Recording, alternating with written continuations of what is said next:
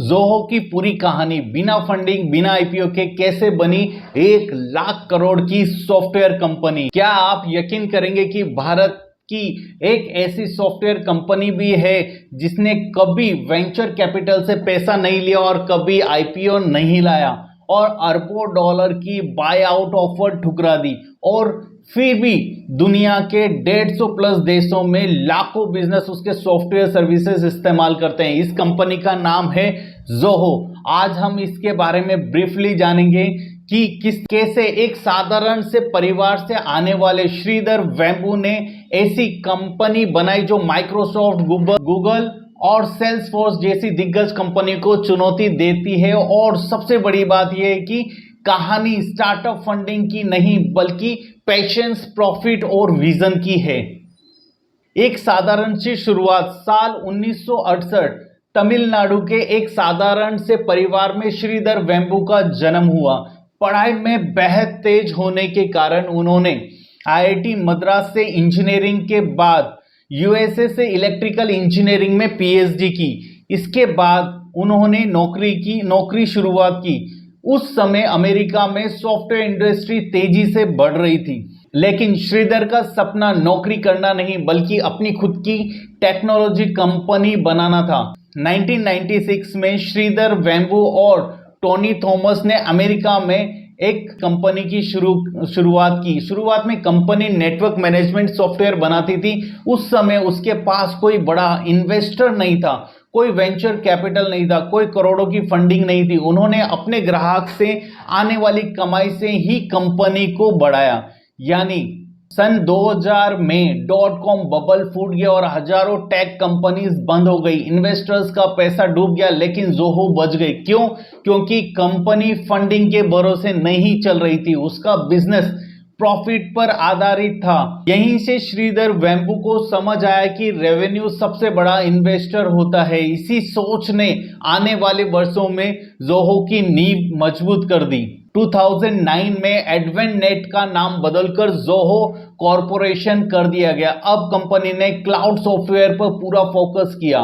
CRM, mail, books, projects, creator, work drive और धीरे धीरे 50 से अधिक बिजनेस एप्लीकेशंस लॉन्च किए। आज जोहो का इकोसिस्टम इतना बड़ा है कि एक कंपनी अपना लगभग पूरा बिजनेस जोहो से सॉफ्टवेयर से चला सकती है। स्टार्टअप की दुनिया में हर कोई फंडिंग के पीछे भागता है, लेकिन श्रीधर वेम्बू ने कहा अगर इन्वेस्टर आएगा तो फैसले भी वही करेगा। उन्होंने आईपीओ भी नहीं लाया और उन्हें कई सारे बाय आउट ऑफर्स भी ठुकरा दिया। उनका मानना था कि कंपनी का कंट्रोल फाउंडर के पास रहना चाहिए ताकि वो लंबे समय की सोच के साथ प्रोडक्ट बना सके। यही वजह है कि जोहो आज भी प्राइवेट और प्रॉफिटेबल कंपनी है। जब दुनिया की बड़ी टेक कंपनी सिलिकॉन वैली में अपना ऑफिस बढ़ा रही थी, जोहो के फाउंडर श्रीधर ने एक ऐसा फैसला लिया जिसने सबको हैरान कर दिया। उन्होंने अमेरिका छोड़कर तमिलनाडु में एक छोटे से गांव में रहने का निर्णय लिया और कई लोगों ने कहा इतनी बड़ी कंपनी का फाउंडर गांव में रहकर कैसे कंपनी चलाएगा, लेकिन श्रीधर का जवाब बिल्कुल अलग था। उनका मानना था कि महान सॉफ्टवेयर बनाने के लिए महंगे शहरों की नहीं बल्कि अच्छे टैलेंट और शांत माहौल की जरूरत है। एक और ऐसा काम किया जो लगभग कोई बड़ी टेक कंपनी नहीं करती। 2004 में कंपनी ने जोहो स्कूल ऑफ लर्निंग की शुरुआत किया। यहाँ कई छात्रों ने बिना पारंपरिक कॉलेज डिग्री के सॉफ्टवेयर डेवलपमेंट की ट्रेनिंग दी जाती है। ट्रेनिंग के दौरान उन्हें एक अमाउंट भी मिलता है और सफल छात्रों को सीधे जोहो में नौकरी का अवसर मिलता है। आज कंपनी के कई इंजीनियर इसी प्रोग्राम से निकले हैं। यानी जोहो ने यह साबित किया कि स्किल डिग्री से बड़ी हो सकती है। आज की स्टार्टअप दुनिया में कई कंपनियां मार्केटिंग पर भारी खर्चा करती हैं, लेकिन जोहो का फोकस अलग है। कंपनी अपने प्रॉफिट का बड़ा हिस्सा रिसर्च एंड डेवलपमेंट यानी R&D में लगाती है। इसी वजह से जोहो ने सीआरएम, ईमेल, फाइनेंस, HR और collaboration, AI and business management जैसे 55 प्लस सॉफ्टवेयर प्रोडक्ट्स का अपना इकोसिस्टम तैयार किया। फाउंडर का मानना है कि लंबे समय तक टिकने वाली कंपनी वही है जो लगातार प्रोडक्ट को बेहतर बनाती रहे। जब ज़ोहो ने सीआरएम सॉफ्टवेयर लॉन्च किया तब मार्केट में सेल्सफोर्स पहले से मौजूद था, ऑफिस सॉफ्टवेयर में माइक्रोसॉफ्ट का दबदबा था, ईमेल में गूगल आगे था। इसके बावजूद ज़ोहो ने अलग रास्ता चुना। उसने ग्राहकों को एक ही इकोसिस्टम में कई बिजनेस एप्स उपलब्ध कराई, यानी अलग अलग कंपनियों का सॉफ्टवेयर खरीदने की बजाय एक बिजनेस अपना अधिकांश काम ज़ोहो के प्लेटफॉर्म पर कर सकता है। यही स्ट्रेटेजी ज़ोहो की सबसे बड़ी ताकत बन गई। 2025 में एक और बड़ा फैसला हुआ। श्रीधर ने सीईओ पद छोड़ दिया, लेकिन उन्होंने चीफ साइंटिस्ट की भूमिका संभाली ताकि वे एआई और डीप टेक्नोलॉजी रिसर्च पर पूरा ध्यान दे सके। ग्रुप सीईओ की जिम्मेदारी शैलेश कुमार को दे दी गई, जबकि कंपनी का फोकस लंबे समय के इनोवेशन पर बना रहा। ज़ोहो की कहानी हमें सिखाती है कि हर बड़ी कंपनी यूनिकॉर्न बनने के लिए फंडिंग की जरूरत नहीं होती। कभी कभी सबसे मजबूत बिजनेस वही होता है जो अपने कस्टमर्स के पैसों से बढ़ता है, अपने एम्प्लॉय पर निवेश करता है और शॉर्ट टर्म नहीं बल्कि अगले 20 से 30 साल की सोचकर फैसले लेता है। लेकिन ज़ोहो की सबसे बड़ी चुनौती अभी भी बाकी थी। क्या एआई के दौर में ज़ोहो माइक्रोसॉफ्ट और गूगल जैसी कंपनियों से मुकाबला कर पाएगा? क्या एआई के दौर में ज़ोहो दुनिया के सबसे बड़ी सॉफ्टवेयर कंपनी बन सकती है?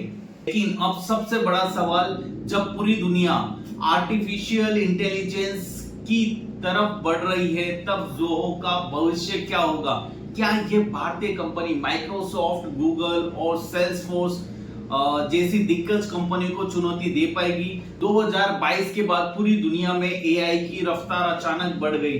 चैट जीपीटी, माइक्रोसॉफ्ट और कोपायलट और गूगल जेमिनी जैसे एआई टूल्स ने सॉफ्टवेयर इंडस्ट्री को पूरी तरह बदलना शुरू कर दिया। अब सवाल था, क्या ज़ोहो भी इसी बदलाव के लिए तैयार है?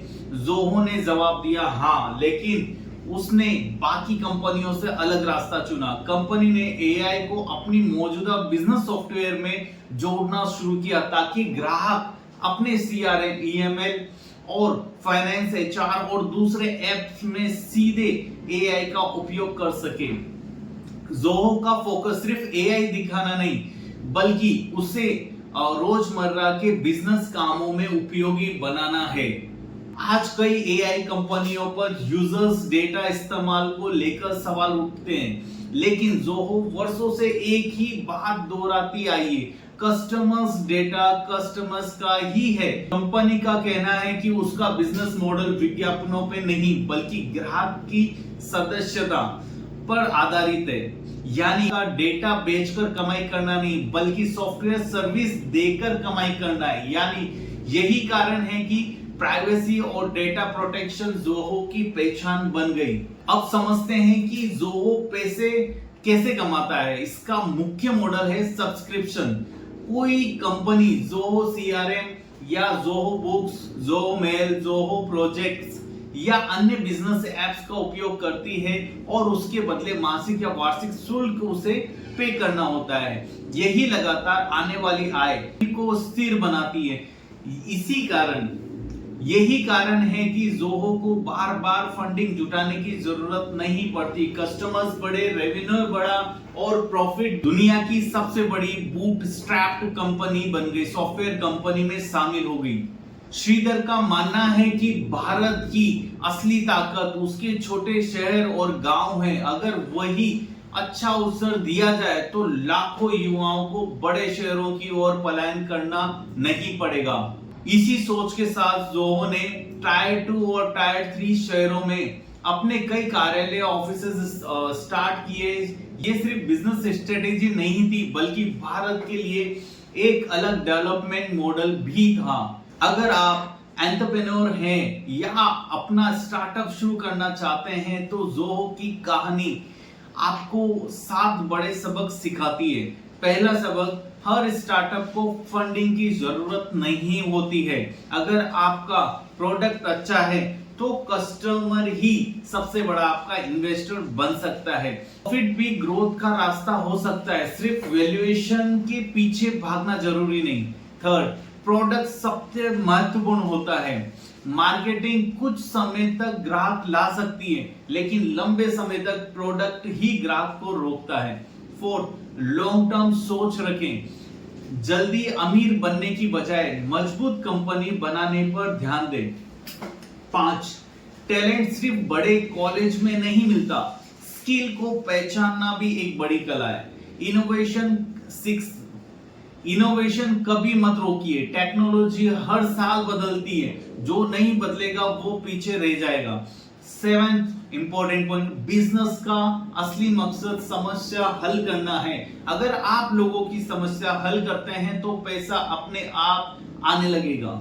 ज़ोहो की कहानी सिर्फ एक सॉफ्टवेयर कंपनी की कहानी नहीं है, ये उस सोच की कहानी है जो कहती है कि हर सफलता के लिए करोड़ों की फंडिंग की जरूरत नहीं होती है, हर बड़ी कंपनी को आईपीओ लाना जरूरी नहीं होता, और हर एंटरप्रेन्योर को सिलिकॉन वैली जाने की जरूरत नहीं है। अगर आपके पास विजन है, धैर्य है और लगातार बेहतर प्रोडक्ट बनाने की क्षमता है, तो आप भी दुनिया के सबसे बड़े खिलाड़ियों को चुनौती दे सकते हैं। शायद यही वजह है कि आज वो सिर्फ एक कंपनी नहीं बल्कि भारतीय एंटरप्रेन्योरशिप की सबसे प्रेरणादायक कहानियों में से एक बन चुकी है। अगर आपको ज़ोहो की यह पूरी स्टोरी पसंद आई है तो वीडियो को लाइक करें, शेयर करें और अपने दोस्तों के साथ में जरूर शेयर करें, और फाइनेंशियल विंग्स विद देव को जरूर सब्सक्राइब करना ना भूलें।